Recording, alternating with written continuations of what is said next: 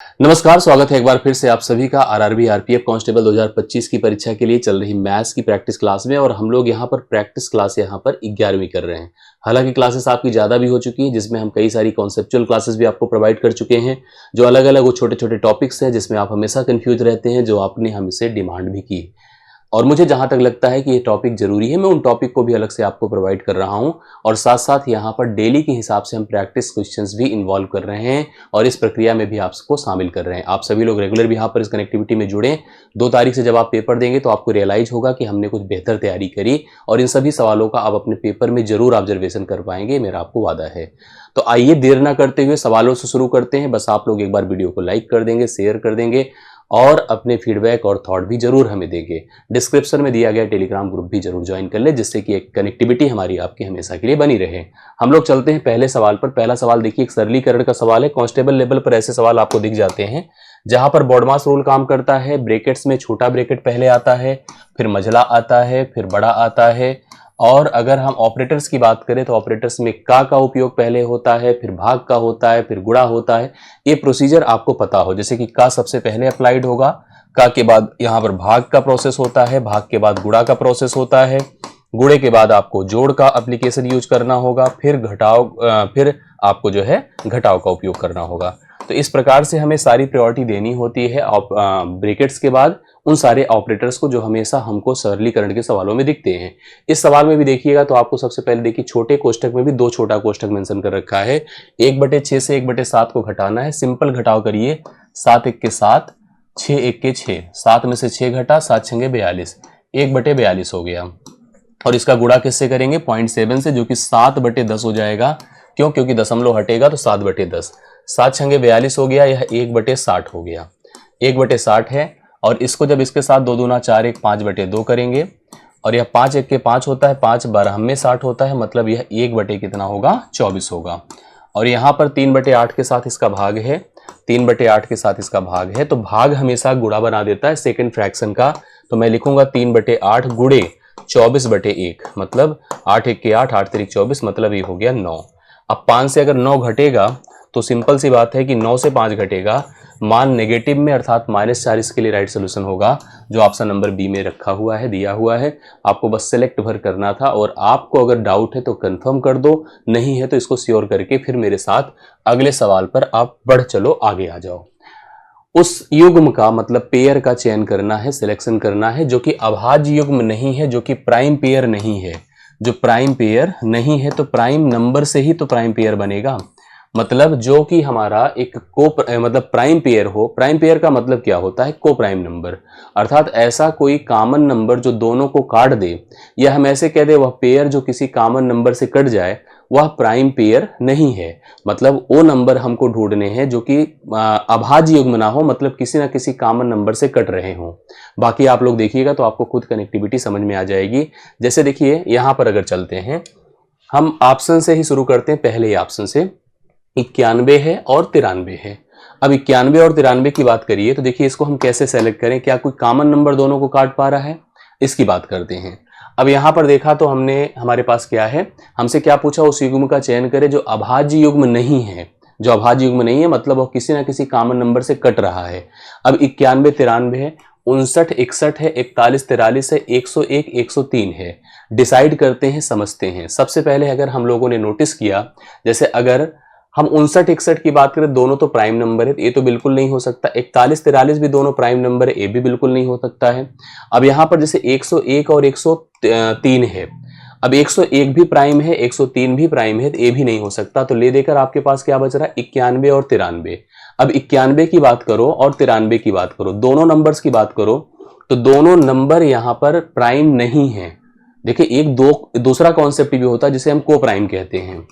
को प्राइम क्या होता है? को प्राइम वह होता है जिसे सहअभाज्य कहते हैं, जो भले ही खुद अभाज्य अभाज्य ना हो, लेकिन परस्पर अभाज्य हो, मतलब कोई कॉमन संख्या उनको काट ना सके, उसे हम को प्राइम कहते हैं। अब जैसे इस पेयर की बात करो, ए पेयर, इस पेयर को हम 91 और 93 कह रहे, इसको देखिए या 3 से कट या 7 से कट जाएगा, 13 से कट जाएगा। इसकी बात करें तो यह 3 से भी कट जाएगा, क्योंकि यहां पर 3 3 9, 3 1 3 31 से कट जाएगा। कॉमन नंबर दोनों को नहीं काट पा रहा है, लेकिन दोनों को काटने वाला खुद के और एक के अलावा भी नंबर्स हैं। तो ये नंबर सह अभाज्य, जिसे अगर हम कहते हैं क्या सह अभाज्य हैं कि नहीं, हाँ सह अभाज्य तो हैं, लेकिन दोनों अलग अलग अभाज्य नहीं हैं, इसलिए इसको कहेंगे कि इसमें यह प्राइम पेयर का युग्म नहीं है। तो पहला ऑप्शन आपको लगाकर के इस सवाल के लिए राइट सॉल्यूशन पर चले आना है, सही उत्तर आपके सामने होगा। आगे बढ़ता हूं। विपरीत दिशाओं में आने वाली दो ट्रेनें हैं। एक ट्रेन देखिए ऐसे है, विपरीत दिशा का मतलब ये होता है इसका ड्राइवर इसका गार्ड है, ये ऐसे चली जा रही है। एक और दूसरी ट्रेन है, देखो ये है इसका ड्राइवर है और इसका गार्ड है और ये ऐसे चली जा रही है। दोनों ट्रेनें जब विपरीत दिशा में चलती हैं, या कोई भी दो पर्सन हो या दो ऐसी कोई भी चीज जो अपोजिट डायरेक्शन में एक दूसरे को क्रॉस करने को सोचती है, तो दोनों एक दूसरे को सपोर्ट करती हैं, दोनों अपनी चालों से चलती हैं और तेजी के साथ जल्दी से एक दूसरे को पार करती हैं। अगर कोई चीज समान दिशा में जा रही है, मतलब दिशा में जा रही है और उसी दिशा में आप चलकर उसका पीछा करना चाहते हैं, तो टाइम टेकन प्रोसेस है, क्योंकि वह भी रनिंग मूवमेंट में है, आप उसको रनिंग रह करके कवर करना चाहते हैं तो समय लगता है, और उस समय अगर आपकी स्पीड ज्यादा रहती तभी आप उसको क्रॉस भी कर पाते हैं। यहां ऐसा नहीं होता है। जब दो ट्रेनें एक दूसरे को विपरीत दिशा में चलकर पार करती हैं, जहां पे ट्रेनों की लंबाई भी दे रखा है और समय भी दे रखा है कितने समय में एक दूसरे को पार करती हैं, तो प्रत्येक घंटे दोनों ट्रेनों की संयुक्त गति, मतलब जो उनकी कंबाइंड स्पीड है, हमको पता करनी है।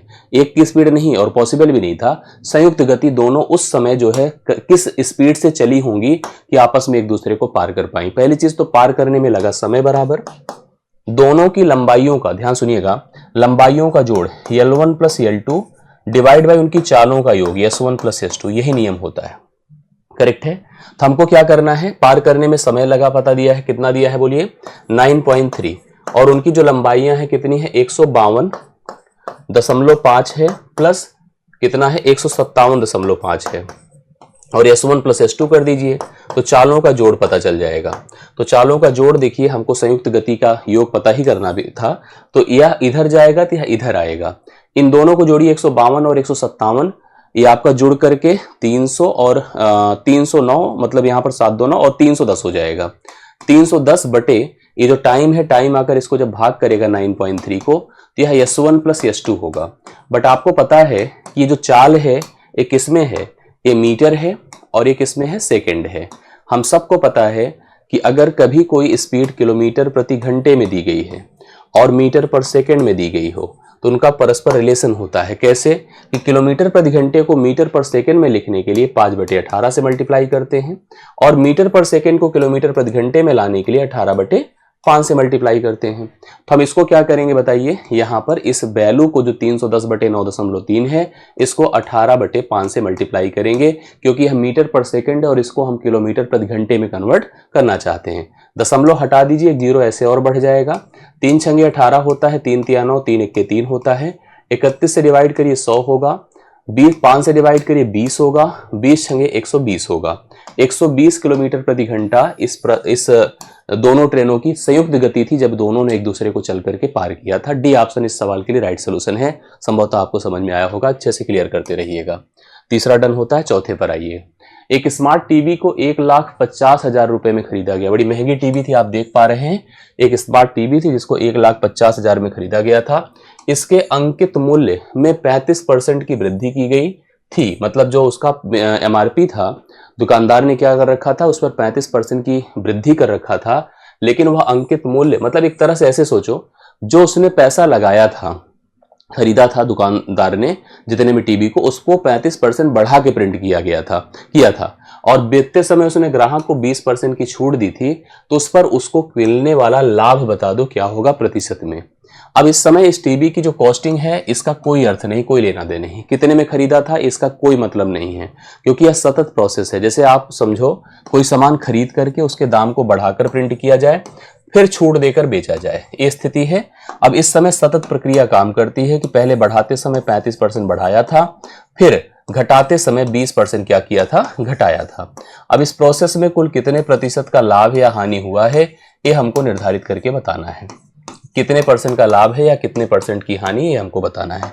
अब आप देखिए 35% बढ़ा है तो लिखिए +35 -20, क्योंकि देखो रूल होता है जब कभी A% की वृद्धि हो, हम वैसे फिलहाल इसको करते हैं फ्रैक्शन से, लेकिन आप लोग को बता दे रहे हैं A% की अगर वृद्धि है और B% की अगर कमी है सतत रूप से, मतलब लगातार जिसको हम लोग कहते हैं, तो नेट प्रतिशत परिवर्तन क्या होता है, A minus B minus AB divide by 100। ये प्रोसेस होता है, इसका यूज कर लेते हैं। जैसे अभी आप देखिए, पहले 35% बढ़ा है, 20% घटा है, तो 35 माइनस 20 माइनस 35 गुणे 20 बटा 100 कर दीजिए।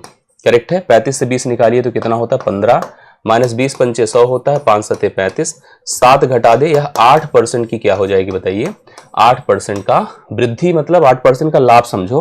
दुकानदार को इस पूरे सौदे में 8% का लाभ हुआ, जो कि ऑप्शन नंबर आपको सी में दिया है कि 8% का लाभ होगा।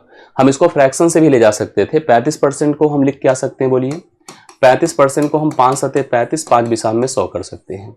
20% को हम 1/5 कह सकते हैं। इसको प्रेजेंट करिए, देख कैसे लिखा जाएगा।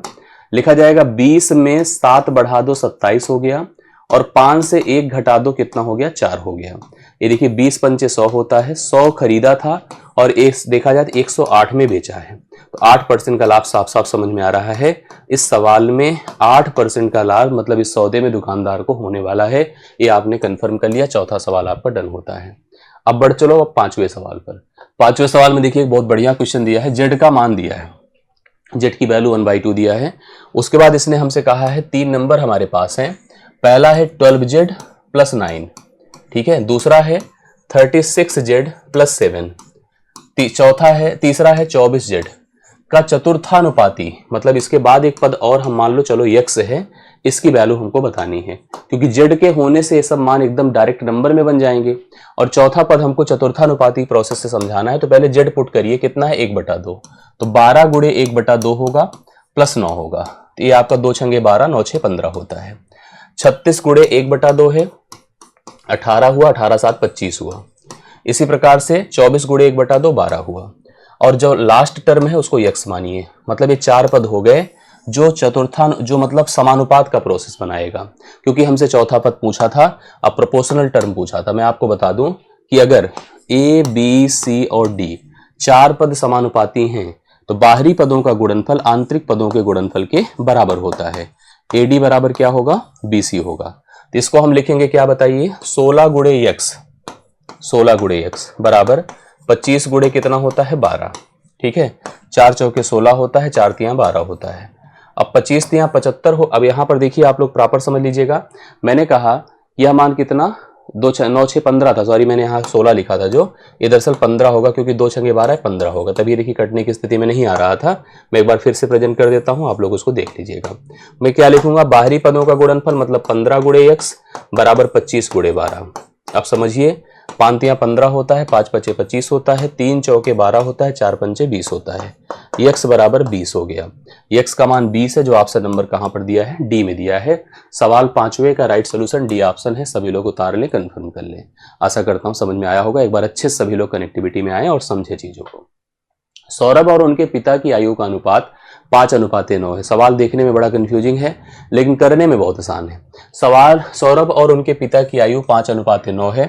सौरभ है और उनके फादर हैं, जो कि 5 और 9 के रेशियो में है कि अगर 5 की आयु से कनेक्ट सौरभ है तो 9 की आयु से कनेक्ट उनके फादर है। 9 मतलब अनुपातिक पद। सौरभ की माँ उसकी पिता की आयु से 3 वर्ष मतलब कम है। एक तरह से जो उनकी माता जी हैं पिताजी से 3 साल कम हैं। 5 साल पहले सौरभ की आयु और 3 वर्ष पहले उनकी माँ की आयु का अनुपात 1:2 था। करेक्ट है। यहां से हम सौरभ और उनकी माँ की आयु को रिलेट कर सकते हैं, कंफर्म कर सकते हैं। उनके पिता की वर्तमान उम्र पूछ रहा है, बहुत ही आराम से आप बता सकते हैं। देखिए अगर हम इसको सोचें तो यहां पर कह दें कि ये जो रेशियो दिया है वर्तमान का ही दिया है। इस समय सौरभ की उम्र अगर आप 5x मानो और उनके पिताजी की उम्र 9x मानो, तो इस समय उनकी माताजी की उम्र हो जाएगी 9x - 3। 3 कम कर दीजिए। अब सवाल में चलिए, कह रहा 5 साल पहले सौरभ की आयु, तो 5 साल पहले सौरभ की आयु 5x - 5 रही होगी। 3 वर्ष पहले उनकी माता की आयु, माता जी अभी कितनी है, 9x - 3 है, तो अब और 3 घटेगा तो 9x - 6 हो जाएगा, बराबर 1:2 था। यहां से हम कनेक्ट करें, देखिए कितना हो, 2 पंचे 10x - 2 पंचे 10 और 9x - 6 कर दिया। इसको इधर कर लिया x और उसको उधर कर दिया 4। x का मान अगर 4 है तो उनके पिताजी की उम्र पूछा है, जो कि 9 गुणे 4 मतलब 36 साल के हो जाएंगे। अब हम कह रहे ऐसा करने की भी जरूरत नहीं थी, उनके पिताजी का अनुपातिक भाग कौन था, 9 था, तो 9 के हिसाब से 9 से कट, क्योंकि आयु भिन्न में तो है नहीं, उनके पिताजी की उम्र 9 से कटने वाली एक संख्या होगी जो कि कितनी है, 36 ही है। ना ये 9 से कटेगा, ना ये कटेगा, ना ये कटेगा, कोई भी ऑप्शन यहाँ 9 से नहीं कट रहा है। 36 साल यहाँ उनके पिताजी की उम्र हो गई। अब अगर इतना समझ पा रहे थे, चलिए मान लीजिए हो सकता है डाउट बने, चलो कोई बात नहीं। अगर 36 साल उनके पिता की उम्र थी तो 9 चौके 36, 4 पंचे 20, 20 हो गई किसकी, सौरभ की उम्र, 20 सौरभ की उम्र। अब 20 हो गई 5 साल पहले इसकी उम्र कितनी थी, 15। अच्छा माता जी इस समय कितनी है, 33 साल की हैं, क्योंकि 36 है, 36 में से 3 घटेगा, 3 साल और कम कर दीजिए, 30 साल की हो गई। तो 15 दूना 30, माता जी डबल हैं और पुत्र जो है, बेटा जो है 15 साल का है। इस सवाल का राइट सोल्यूशन छठे सवाल का 36 है, जो कि ओरल भी बता सकते थे, बाकी स्टेटमेंट से मैंने कंफर्म किया है। अगले सवाल पर आइए। सवाल बहुत बढ़िया, देखिए क्या लिखा है, कोसेक थीटा बराबर p प्लस 1/4p आपके यहाँ पूछा जाता है।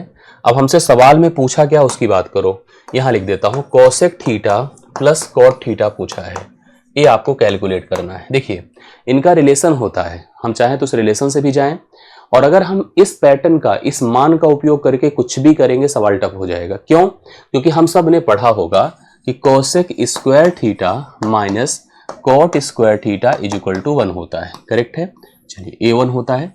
इस आधार पर अगर आपको कोसेक थीटा दिया है कितना, p प्लस 1/4p, यहां पुट कर सकते हैं p प्लस 1/4p का होल वर्ग, -1 कर देंगे तो कॉट स्क्वायर थीटा होगा, फिर उसका वर्गमूल करेंगे तो कॉट थीटा का मान आएगा। जो कॉट थीटा आएगा और कोसेक थीटा दोनों यहां सब्स्टिट्यूट करेंगे तो आंसर आएगा, बट उसको पूरा हल करने में आपको बहुत ही समय लगेगा, और आप स्कूल में तो है नहीं कि पूरा स्टेप दिखाना है। मैं इसका एक सही तरीका बताता हूं। इस स्टेटमेंट में ही आप मान लो कि p बराबर 1 है, अगर p 1 है तो कोसेक थीटा देखो कितना होगा, 1 प्लस 1/4 होगा, मतलब यह 3/4 होगा। जोड़िए 4 1 के 4, सॉरी 3/4 नहीं, 3 से 1/4 आप लिख सकते हैं, 4 1 के 4 1 3/4 होगा, 4 1 के 4 1 5/4 होगा, करेक्ट है। कितना हो जाएगा, 5/4 हो गया। अगर यह 5/4 है और आप एक समकोण त्रिभुज की तरह सोचिए, ऐसे समकोण त्रिभुज की तरह, ये थीटा है, और मैं आपको बता दूं कि कोसेक जो होता है, कोसेक वो होता है कर्ण बटा लंब, क्योंकि साइन जो होता है, साइन का उल्टा है, साइन लंब बटे कर्ण होता है, तो कर्ण बटा लंब। अगर ये आपने थीटा 90 माना है तो थीटा के अपोजिट ही कर्ण होगा, थीटा के अपोजिट ही लंब होगा। कर्ण हमेशा 90 के अपोजिट होता है, मतलब यह 5 है तो यह 4 है तो यह पक्का 3 होगा, क्योंकि पाइथागोरियन ट्रिपलेट 5 4 3 का बनता है। अब आपको जैसे कॉट का मान चाहिए, क्या, कॉट, कॉट जो होता है टैन का उल्टा होता है, या वैसे भी जनरली टैन जो होता है लंब बटे आधार होता है, तो यह आधार बटे लंब होता है, बेस अपान परपेंडिकुलर होता है। बेस कितना है, यहाँ पर 3 है, और परपेंडिकुलर कितना है, 4 है, 3/4 हो जाएगा। इस सवाल में ही आइए और आप इसको कंफर्म करिए कि इसका मान कितना होने वाला है। क्लियर। तो हमारे पास कोसेक थीटा का मान पहले से देखिए हम लोग निकाल चुके हैं, 5/4, और अभी अभी किसका मान बताया, कॉट थीटा का 3/4, ये हो गया 8/4। 8/4 क्या होता है, 2। अब आप बताओ, आपने p का मान कितना माना था, 1, और इसका मान कितना आ रहा है, 2। 2 बराबर 2 इंटू पी होगा कि नहीं, 2 इंटू 1 होगा कि नहीं। p का मान अगर 1 है तो इसका मतलब है कि p को 2 से गुणा करना पड़ेगा, अर्थात इसका मान 2p आएगा। तो बी ऑप्शन इस सवाल के लिए राइट सोल्यूशन है, 2p। आप लोग 7वें सवाल का सही उत्तर नोट कर लीजिए। कंफर्म राइट सोल्यूशन आपके सामने है। आशा करता हूं सबको समझ में आया होगा, एक बार अच्छे से कंफर्म भी कर दीजिएगा। अगले सवाल पर आइए। एक साइकिल चालक अपने पहले 20 किलोमीटर की दूरी को यात्रा शुरू करता है और स्टार्टिंग का जो 20 किलोमीटर था उसे 40 किलोमीटर पर आवर की औसत गति से तय किया। पहले 20 किलोमीटर को 40 किलोमीटर प्रति घंटे की गति से चलकर तय किया। थोड़ा थक गया होगा। अगले 10 किलोमीटर की दूरी को 10 किलोमीटर प्रति घंटे की औसत गति से चलकर तय किया। फिर बाद में 30 किलोमीटर और था, उसको उसने फिर 40 किलोमीटर प्रति घंटे की औसत गति से चलकर तय किया। संपूर्ण यात्रा की औसत गति क्या है। औसत गति मतलब कुल तय की गई दूरी बटा कुल समय, कुल लगा समय होता है। कुल तय की गई दूरी बटा कुल लगा समय होता है। दूरी देखिए कुल कितना है, और आपको बता दूं कि speed is equal to distance upon time होता है। दूरी बटा चाल बराबर दूरी बटा समय होता है। तो दूरियां तय हुई हैं और समय जो लगे हैं इस हिसाब से हम सोचे, लेकिन हमको क्या चाहिए, कुल दूरी दी है, कुल समय पता करना है। तो समय बराबर डिस्टेंस अपान क्या होता है, स्पीड होता है। आइए करते हैं इसका सोल्यूशन। कुल दूरी समझिएगा, सबसे पहले 20 किलोमीटर, फिर कितना है 40 किलोमीटर, फिर 20 किलोमीटर, फिर कितना है 10 किलोमीटर, यहाँ पर देखिए ये वाली दूरी है, फिर अगला कितना है 30 किलोमीटर। और समयों की बात करिए, दूरी बटा चाल, दूरी बटा चाल, दूरी कितनी है 20 किलोमीटर, कवर किससे स्पीड से किया है 40 की, 20 बटा 40 कर दें, प्लस अगली दूरी कितनी है 10, किस गति से तय किया है 10 से, अगली दूरी कितनी है 30 और किस गति से तय किया है 40 से। ये हमने देखिए समय निकाल दिया सबका। दूरी ऊपर है जैसे कितनी है 60 है, क्योंकि 30 30 60 होगा। नीचे जाएं, 20 1 के 20, 20 दूना 40, मतलब यह 1/2 है, यह 1 है, हाँ, और यह 3/4 है। तो ये आपका कुल जुड़कर कितना होने वाला है इसको सोच लीजिएगा। 1/2 है प्लस 1 है प्लस 3/4 है, 1/2 है प्लस 1/1 है प्लस 3/4 है, 4 एलसीएम हो गया, 2 दूना 4 2 हो गया, 1 चौके 4 4 हो गया और 4 4 से कटा 3 है, 4 2 6 3 9/4 है। तो 4 ऊपर चला गया, 9 नीचे हो जाएगा, 3 तिया 9 होता है, 3 बिसाम में 60 होता है, 20 चौके 80/3 है, 80/3 का मतलब होगा 3 दूना 6, 3 छंगे 18, 6 7 26.67 किलोमीटर प्रति घंटे। ये उसकी एवरेज स्पीड है जो ऑप्शन नंबर बी में दिया है। तो 8वां सवाल 26.67 किलोमीटर प्रति घंटा उस पर्सन की टोटल एवरेज स्पीड बनकर आ रही है जो ऑप्शन नंबर बी में आपके सामने है। अब अगले सवाल पर आता हूं। ये द्विघात समीकरण है, मैंने इसका प्रोसेस, इसके नेचर के बारे में आपको समझाया है कि मूलों की प्रकृति। मैं आपको बता दूं, कोई द्विघात समीकरण ax² + bx + c के फॉर्म में लिखा जाता है जब हमें कभी इसके मूल जो कि 2 होते हैं, क्योंकि द्विघात समीकरण का जो आपको डिग्री मिलता है 2 मिलता है, 2 ही हल आते हैं इसके मूलों की प्रकृति के लिए आपको d निकालना पड़ता है। d बराबर b² - 4ac होता है और b² आप यहाँ कंपेयर करके b a b c सबका मान ले सकते हैं। मैं बता दूं, इफ यदि d का मान > 0 होता है तो जो मूल होते हैं वो वास्तविक तथा समान होते हैं वास्तविक होंगे और समान होंगे, वास्तविक होंगे समान होंगे। फिर देखिएगा, इसी प्रकार से अगर d का मान केवल > 0 है, मतलब बराबर नहीं है, 0 से बड़ा है, तो मूल वास्तविक होंगे। मूल क्या होंगे? वास्तविक होंगे लेकिन असमान होंगे। असमान मतलब अलग अलग दोनों मान होंगे, असमान होंगे। और फाइनली अगर d < 0 है, 0 से छोटा है, नेगेटिव है, तो मूल आपके क्या होंगे? काल्पनिक होंगे। काल्पनिक होंगे मतलब इमेजिनरी होंगे। आइए समझिएगा प्रोसेस। अब जैसे इस सवाल की बात करो तो x² का गुणांक a है, ठीक है, x का गुणांक -√3√2 है और यहाँ पर हमारे पास c है, मतलब ABC आपको दिया है। अब देखो a का मान कितना है? 2 है, b का मान कितना है? -3√2 है और c का मान कितना है? 9/4 है। उठा के सब्स्टिट्यूट तीनों करिए d पर, करेक्ट है। तो हमने लिखा यहाँ पर b² मतलब -3√2 के पहले भी माइनस लगा दिया, क्यों b² कर दिया, -4 × a का मतलब 2 है और c का मतलब 9/4 है। ये 3 तिया 9 और √2 का स्क्वायर, देखिए √3 का स्क्वायर 9 हुआ और √2 का स्क्वायर 2 हुआ, तो 9 दूना 18 हुआ। ये देखिए 4 4 से खत्म हुआ, -9 दूना 18 बराबर 0। इसका मतलब जो d है वो > 0 है, तो मूल वास्तविक भी होंगे और समान भी होंगे। तो जो पहला ऑप्शन है वास्तविक और समान, इस सवाल के लिए एकदम राइट सोल्यूशन बनेगा जो ऑप्शन नंबर ए में आपको दिया है, एकदम करेक्ट आप नोट कर लीजिए। 9वां सवाल आपका डन होता है। आइए 10वें सवाल पर। एक बेलन के आधार का व्यास, आधार जो बेस है हमारे पास, बेस बेलन का सर्कुलर ही होता है, वृत्तीय होता है। व्यास दिया है 42 सेंटीमीटर और उसकी ऊंचाई दिया है 25 सेंटीमीटर। बेलन के पार्श्व पृष्ठ मतलब कर्व सरफेस एरिया का क्षेत्रफल हमसे पूछ रहा है क्या होगा। आइए मैं आपको बता दूं, ये बेलन है, ये बेलन है। बेलन का ऊपर और नीचे दोनों, टॉप एंड बॉटम दोनों सर्कल होता है, तो उसकी अपनी रेडियस होगी, उसकी अपनी हाइट होगी। इसका वॉल्यूम जो होता है वो πr² होता है। इसका कर्व सरफेस एरिया जिसमें बेस नहीं होता, ना तो ए ना तो ए, ये 2πr होता है। यही हम लोगों से पूछा भी है। और अगर टोटल सरफेस एरिया पूछ ले जिसमें इन दोनों बेसिस को भी ऐड करना है तो 2πr होगा और h+r होगा। और याद रखना, क्षेत्रफल जब करना है तो यूनिट का वर्ग होगा और वॉल्यूम जब करना है तो यूनिट का क्यूब होगा। अब जैसे सवाल है, अब इसमें देख रहे हैं r है और h है। हम लोग को क्या करना है? व्यास दिया है, व्यास मतलब डायमीटर जो d है, d बराबर 42 है, तो r बराबर 42/2 है। 42/2 का मतलब कितना होता है? 21 सेंटीमीटर है। रेडियस पता हो गई। CSA मतलब कर्व सरफेस एरिया 2 × 22/7, 2 गुणे पाई गुणे r का मतलब 21 है, गुणे h का मतलब 25 है, h का मतलब 25 है, करेक्ट है। 7 × 21 है हाँ, और 25 दूना 50 है, 22 तियां 66 है, करेक्ट है। शून्य हुआ, 5 छंगे 30 है, 5 छंगे 30, 3 33 है, 3300 सेंटीमीटर स्क्वायर है जो ऑप्शन नंबर सी ने दिया है। राइट सोल्यूशन 10वें सवाल का एक शानदार सवाल था, करेक्ट कर लीजिएगा। वॉल्यूम भी पूछ सकता है, टोटल सरफेस एरिया भी पूछ सकता है, कुछ भी पूछेगा आप बता सकते हैं। अगले सवाल पर, रूटीन एक लाभदायक सौदा करता है, लाभदायक सौदा करता है मतलब प्रॉफिटेबल कोई बिजनेस करता है। उसने 12 पेन बेचने पर, जब उसने 12 पेन बेच दिया तो उसे 4 पेन के विक्रय मूल्य, जितने में 4 पेन बेचा था उसके बराबर का उसे लाभ अर्जित हुआ। 12 पेन को बेचने पर 4 पेन के विक्रय मूल्य के बराबर उसे लाभ होता है, उसका लाभ प्रतिशत क्या है? डायरेक्ट बताया जा सकता है बट मैं इसका एक सिस्टम बता देता हूं, उसको फॉलो करिए।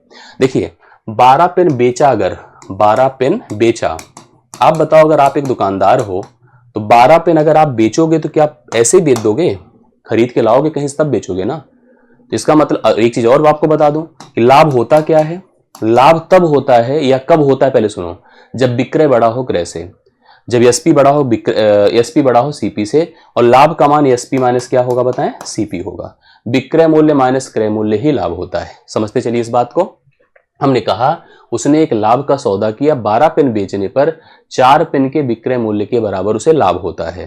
तो लाभ हमने लिखा कि विक्रय मूल्य माइनस क्रय मूल्य। मैंने कहा उसने 12 पेन बेचा, तो आप खुद सोचो कि बेचने से पहले उसने क्या किया होगा, खरीदा होगा। तो 12 पेन को खरीदा था, उसमें कुछ पैसे लगाए थे, फिर उसको 12 पेन को बेचा एक दाम में, और प्रति पेन के हिसाब से अपने ग्राहक को, जितने में वह 4 पेन बेचता है उतने ही धन का उसे लाभ होता है। तो हमको बताना है लाभ। देखो हमको पता है कि लाभ बराबर एसपी माइनस सीपी। सुनिए चलिए कंफर्म हो जाएगा। लाभ कितने पेन का है, 4 का एसपी है लाभ। लाभ कौन है बोलिए, जो 4 का विक्रय मूल्य है वही लाभ है। और बेचा कितनी पेन है, 12 का एसपी, और उसमें से घटा दीजिए 12 का सीपी, जो 12 का क्रय मूल्य है उसको घटा दीजिए। एक तरफ कर लीजिए क्रय मूल्य, एक तरफ कर दीजिए विक्रय मूल्य। अब देखो अगर हम विक्रय को उधर ले जाते हैं और क्रय को इधर लेते हैं तो 12 का सीपी बराबर 4 घटेगा तो 8 का एसपी। दरअसल इसमें ऐसे होता है ना कि दुकानदार जब खूब सारे सामान खरीद के लाते हैं तो कोशिश करते हैं जल्दी जल्दी अपनी लागत निकाल ले। वही स्थिति है, उसने 12 सामान जितने में खरीदा था उस पैसे को उसने 8 ही सामान बेचकर निकाल लिया। अब देखिए 4 दूना 8 होता है, 4 तियां 12 होता है, तो सीपी बटा जो एसपी होगा वो 2/3 होगा। मतलब 2 में खरीद कर 3 में बेचा है, 2 में खरीद कर 3 में बेचा, कितने का फायदा है, 1 का। यही लाभ है।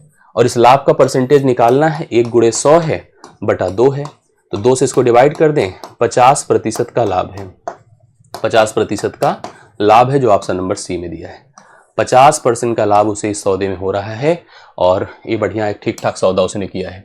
बाकी डायरेक्ट भी सोच सकते थे, हाँ 4 के बराबर लाभ था, 4 गुणे 100 12/8 करते वैसे भी कंफर्म हो जाता, 12 - 8 करते वैसे भी हो जाता। आगे बढ़ता हूं। चतुर्भुज पी क्यू आर एस के कोण इस प्रकार हैं कि कोण यस कोण पी क्यू आर का चतुर्थानुपाती है। बहुत बढ़िया सवाल है। 4 कोण है और चतुर्भुज के चारों कोणों का जोड़ 360 डिग्री होता है। कोई चतुर्भुज बने, किसी भी प्रकार का नाम मत सोचिए। हमारे जो कोण है पी है, क्यू है, आर है और यस है। यस क्यों लास्ट में लिखा बोलो, क्योंकि इसने साफ साफ कहा जो यस है वो कोण पी क्यू आर का चतुर्थानुपाती है। चतुर्थानुपाती है तो इसका मतलब यस लास्ट में रहेगा, तो पीएस बराबर क्यू आर होगा। पीएस बराबर क्यू आर, मैंने अभी पीछे एक सवाल लिया था, समानुपाती का सिस्टम ही होता है कि बाह्य पदों का गुणनफल आंतरिक पदों के गुणनफल के बराबर होता है। सवाल पढ़िए, यदि कोण जो क्यू है वो पी का अनुपात, मतलब क्यू अनुपात पी जो है, क्यू अनुपात पी है वो आपका 5:4 है। क्यू अनुपात पी बराबर 5:4 है, करेक्ट है। कोण यस 125 डिग्री है, यस का मान कितना दिया है, 125 डिग्री है। कोण यस का मान 125 डिग्री है। आर का माप आपको बताना है। आइए हम समझते हैं, डिस्कस करते हैं, इस पर काम करते हैं। देखिए यहां पर आपके सामने जैसे हमको यस का मान दे रखा है, क्यू और पी का रेशियो हमको पता है, तो हम देखो ऐसे लिखते हैं इसको, समझिए मेरी बात को। हमने लिखा Q divide by P, Q divide by P, P को इधर किया, ये हो जाएगा यस बटा आर, हो जाएगा यस। और आप सबको पता है कि क्यू बटे पी का अनुपात कितना दे रखा है, 5:4 लिखा है कि नहीं, ये पढ़िए। तो हमने लिखा यस बटा आर बराबर 5:4, और हमको कोण यस का मान दिया है 125, तो हम इसकी जगह लिख देते हैं 125, यस की जगह हमने 125 बटा आर बराबर, ये ऐसे रख दीजिए 5/4 है। 5 × 25 हम में 125 होता है, 25 × 100 के 100, आर का मान कितना हो गया 100। आर का मान 100 है, जो ऑप्शन नंबर बी है राइट सोल्यूशन है। आप सभी लोग इसको देखें, कंफर्म करें, स्पष्ट करें, बी ऑप्शन सही उत्तर आपके सामने है। ये डीआई आ गई और वो भी बार डायग्राम है। डीआई देखिए क्या लिखा है, ग्राफ 13 से 15 का अध्ययन करें और उसके बाद दिए गए प्रश्न का उत्तर दें। पूरे वर्ष के दौरान टाइप ए और टाइप बी प्रकार के कार का निर्यात रुपए मिलियन में दिया है। दो प्रकार के कारें हैं, एक टाइप ए है, दूसरी टाइप बी है। लाल कलर और ब्लू कलर से दिखाया गया है। अलग अलग ईयर्स हैं, 12, 13, 14, 15, 16 के वर्ष हैं। यहाँ पर जो इनके निर्यात हैं, निर्यात मतलब उन्होंने सेल किया है, आयात मतलब मंगाता है, वो मिलियन में इंफॉर्मेशन दिया है। 275 मिलियन, 300 मिलियन, इस प्रकार से अलग अलग कारों का दिया। जैसे अगर 2012 में जो टाइप ए प्रकार की कार थी उसका जो निर्यात है 275 मिलियन का है, और जो टाइप बी टाइप की कार थी उसका निर्यात 300 मिलियन। इसी प्रकार से यहाँ पर इंफॉर्मेशन दी गई है। आगे बढ़ता हूँ। किस वर्ष में, सवाल देखिए कैसे पूछा है, किस वर्ष में बी प्रकार की कारों का निर्यात, बी मतलब ब्लू टाइप की, 2014 में ए प्रकार की कारों के निर्यात से पूरे 20% अधिक था, पूरे 20% अधिक था। तो मैं गया 2014 में, ये है कहां पर, 2014 तो दिखा ही नहीं यहाँ पे, 2000 अच्छा ये है, सॉरी हमको लगा ऑप्शन वाला हम डेटा ले लिए, कोई बात नहीं। 2014 में गए, 2014 में ए प्रकार, ए मतलब 225 के 20% से, देखिए लिखा है किस वर्ष में बी प्रकार की कारों का निर्यात, 2014 में ए प्रकार की कारों के निर्यात से बी पूरे 20%, इसका 20% होगा क्या, 20% 1/5 होता है, और मैंने 225 कर दिया, 5 से डिवाइड, 5 चौके 20, 45 ज्यादा। अब यहां पर यही सवाल हमसे कहा है कि जैसे हमसे कहा किस वर्ष में बी प्रकार की कारों का निर्यात 2014 में ए प्रकार की कारों के निर्यात से पूरे 20% अधिक था, मतलब आप 225 से 40 अगर जोड़ दें, 40 नहीं 45 है, कितना ज्यादा है 45 ना, 20% बढ़ाया है 225 को, 45 जोड़ दिया तो 5 5 10 4 2 6 1 7 270। अब 270 किस वर्ष में कारों का निर्यात हुआ है बी प्रकार की, ये आपको दिख रहा है सामने 2016। तो 2016 इस सवाल का राइट सोल्यूशन होगा। आप देख पा रहे हैं कि जो 2014 था उसमें कार ए प्रकार की जो कार थी उसको जब मैंने 20% बढ़ाया तो यह 270 आया, और ये डायरेक्टली बी प्रकार में मैच कर रहा है 2016 में, निर्यात के बराबर है। करेक्ट है, 13वें का राइट सोल्यूशन 2016 होगा। 2012 से 16 के दौरान, 12 से पूरे 16 के दौरान ऐसे कितने वर्ष थे जिनमें बी प्रकार की कारों का कुल निर्यात ए प्रकार की कारों के औसत निर्यात से अधिक था। अब इसमें हमें ए प्रकार की कारों का औसत निर्यात बनाना होगा। ए प्रकार की कारों का औसत निर्यात, औसत होता है योग बटा संख्या, तो सभी जो हमारी ए प्रकार की कारें थी उनको हमें जोड़कर संख्या से भाग करके पहले हमें औसत निकालना होगा। अब औसत देखिए क्या होगा, इसके लिए योग करिए, तो योग भी देखिए थोड़ा सोच समझ के करिएगा, गलती मत करिएगा। 3 2 5 और ये 600 हो गया सीधा सीधा, क्योंकि 40 है और 60 है, 600 लिखिए। 6 2 8 है, 8 रहने दीजिएगा, 8 2 10 11 हो जाएगा, 11 2 1350 है, मेरे हिसाब से 1350 है, डिवाइड बाई 1 2 3 4 5 है। एक बार फिर से लेकिन जोड़ हम चेक कर लेते हैं क्योंकि यहाँ से बहुत गलतियां होती हैं। 300 200 500 और ये 600 हो गया, यहाँ तक हमने देखा 600 है, ये 200 200 400 1000 हुआ, 75 25 100 होता है, तो ये आपका कितना हो गया 1100 हो गया। 11 में फिर 200 जोड़ा 1350 सही किया है, तो यहाँ पर 5 से भाग करो, 5 दूना 10 5 7 270 आ रहा औसत, कितना आ रहा 270। अब हमसे सवाल में कहा 2012 से 16 के दौरान ऐसे कितने वर्ष थे जिनमें बी प्रकार की कारों का कुल निर्यात ए प्रकार की कारों के औसत निर्यात से मतलब 270 से ज्यादा है। पहले तो यहीं पर एक, यहाँ पर एक ज्यादा है, एक हमने कर दिया, यहाँ पर भी ज्यादा है 2 हो गया, यहाँ पर भी ज्यादा है 3 हो गया, और कहीं नहीं, बस 3 जगहों पर नहीं, यहां पर भी तो ज्यादा है 4 हो गया, 320 है, ये 270 के बराबर, इसको नहीं ले सकते हैं, तो 4 इस सवाल का राइट सोल्यूशन होगा जो डी ऑप्शन में आपको दिया है। डी ऑप्शन करेक्ट आंसर होगा। इसका अंतिम पार्ट है और इसको देख लीजिएगा। 2016 में ए प्रकार की कारों का निर्यात, 2016 ए है, ए प्रकार की कारों का निर्यात 2014 और 15 में, 2014 और 15 में बी प्रकार की कारों के कुल निर्यात से कितने % कम है। तो 2000 देखिए 16 में ए प्रकार की कारों का निर्यात, 2014 और 15 में बी प्रकार की कारों के कुल निर्यात 3 2 5 1 600 है, से कितने % कम है। देखिए मैं करता हूं, कम तो है साफ साफ दिख रहा है, 0 खत्म कर दीजिए। ये आपका 60 से कितना हुआ है 34 हुआ है, 34 हुआ है। अब थोड़ा इसको काट पीट दीजिए, जैसे 30 हो जाएगा और ये 17 हो जाएगा। हाँ, 30 से 17 है, कितना कम है बताएं? 23 कम है। 23 नहीं, कितना हो गया? 13 कम है। 13 कम है, 13 गुणे 100 बटे हम 30 कर देते हैं। ठीक है, ये काट दिया, देखिए खत्म हो गया। 130 बटे 3 है। अब यहाँ पर 3 चौके 12 है, 3 तिया 9 है, 43 सही 1/3%। 43 सही 1/3%। डी ऑप्शन इस सवाल के लिए राइट सोल्यूशन है, कंफर्म कर लीजिए। 15वां डन होता है, राइट सोल्यूशन आप लोग नोट करें। मेरी तरफ से आज का सेशन यही समाप्त होता है। आप भी अपनी तरफ से इसकी क्लियरिटी बना लो, कंफर्म कर लो, अपने कमेंट्स कर दो, अपनी वीडियोस को अच्छे से शेयर लाइक कर दो, और अगर कोई डिमांड हो तो आप मुझे बता दो, फिर हम आगे की कनेक्टिविटी में आपको शामिल करते हैं। बहुत बहुत धन्यवाद, थैंक यू सो मच। अभी टॉपिक को भी कुछ हम लोग इन्वॉल्व करेंगे, छोटे छोटे मिसलेनियस, बाकी धीरे धीरे हम लोग इसको एंड करेंगे। मैराथन भी अगर आप कहोगे तो हम कुछ ना कुछ DI की और जिसकी कहेंगे उसकी हम कवर कर देंगे। थैंक यू सो मच सभी को, धन्यवाद सभी को।